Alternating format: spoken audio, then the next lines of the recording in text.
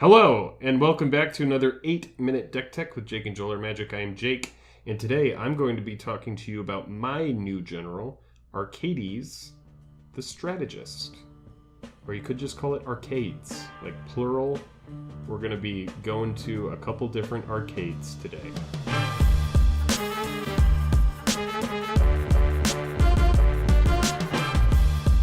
The most important thing about Arcades the Strategist is that she enables a deck of defenders to attack. So whenever a creature with defender enters the battlefield under your control, draw a card, and then she's essentially an assault formation on a stick. Each creature you control with defender assigns combat damage equal to its toughness rather than its power, and can attack as though it didn't have defender. Alright, so what do we do with a general that allows us to have a bunch of defenders? We have a bunch of defenders.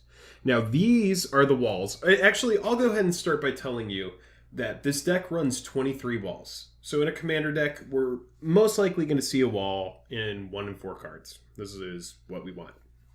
So with Wall of Mulch, sacrifice it to draw a card. Wall of Omens, when it enters, draw a card. All of these cards, when they enter, they draw a card by themselves. But if Arcades is out, they're drawing 2 cards. Now, these walls specifically are notable, these defenders, I should say, rather, are notable because they are heavy hitters for cheap. Wall of Denial in this deck comes in as a defender flyer with Shroud. It's an 0/8. It can attack for 8. It draws you a card. It's swinging for 8. Arcades is just enabling all of this degeneracy. We have Tree of Redemption, which just, gets to swing as, a 13 power for 4.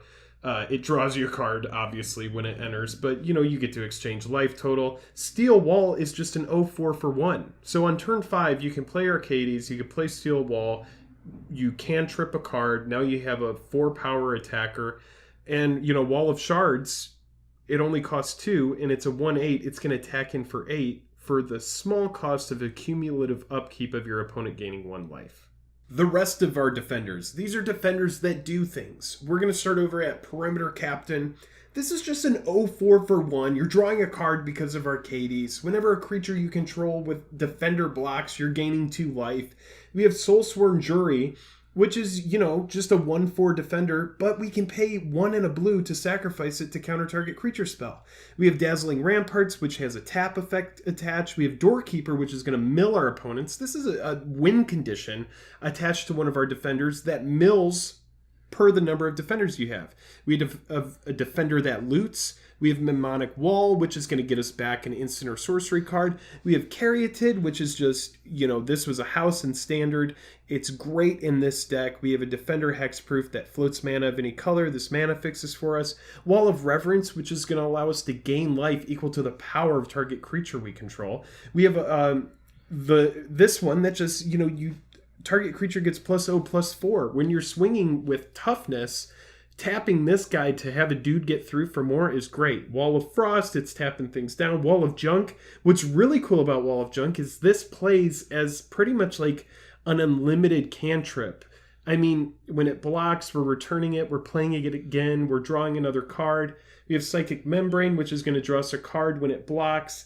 And Manor Gargoyle, an old card from Innistrad, something that was honestly really overlooked for a long time, now has a purpose. The most important thing in a deck like this, if Arcades is getting removed a lot, we need to have redundancy. So Assault Formation essentially allows us to do what Arcades does, but it's on an enchantment. Asceticism, just because we want to be able to regenerate our dudes if they get killed. Karmic Justice, if something gets removed, we want to be able to hit our opponent. Propaganda, Ghostly Prison. These are cards that, we see in a lot of decks that have blue and white. They just kind of put stacks against your opponent so that they can't just swing through.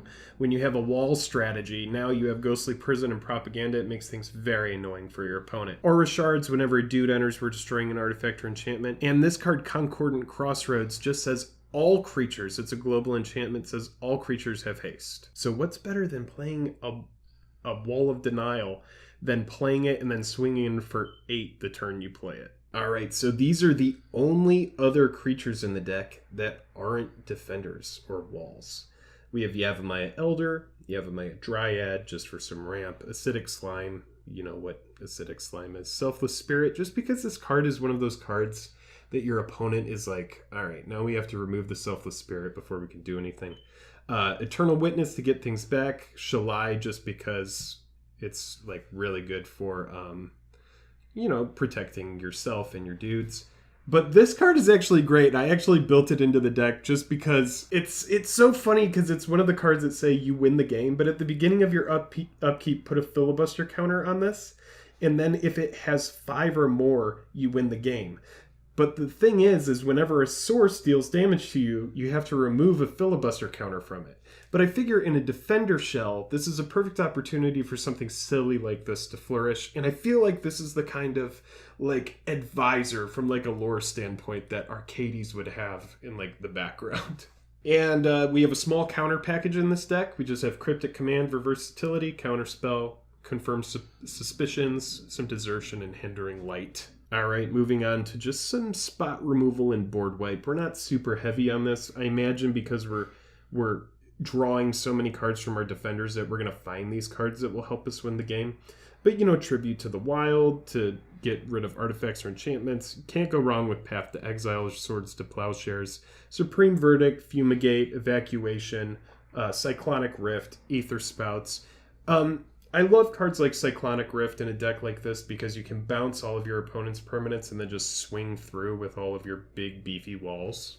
Now we're just going to talk briefly about a couple artifacts that the deck runs. Urza's Incubator is kind of on the fence right now because if you name walls, it makes walls cost 2 less. But we have Coalition Relic, we have Thran Dynamo as a couple mana rocks, we have Lifecrafter's Bestiary, which is going to allow us to scry and draw even more cards when we play dudes, more redundancy. These 2 cards that ramp! Alright, and then we have these 6 other cards, a couple tricks. Just once your board gets nuked, it's nice to have a card that gets everything back. Faith's Reward for the exact same reason. Heroic Intervention, another great trick if the board gets wiped. Rite of Replication, this is really good if you have like a Wall of Omens out. Ajani Unyielding, because his +2 allows us to keep our hand full. His -2, it destroys things, or exiles a target creature.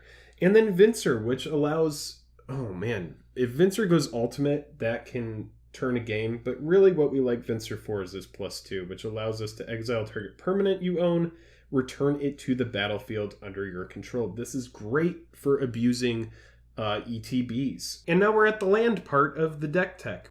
Our commander's a dragon. I hope you have enjoyed this 8-minute deck tech. Thank you so much for watching. Until next time, man, I'm tapped out and I'm going to bring you more cards.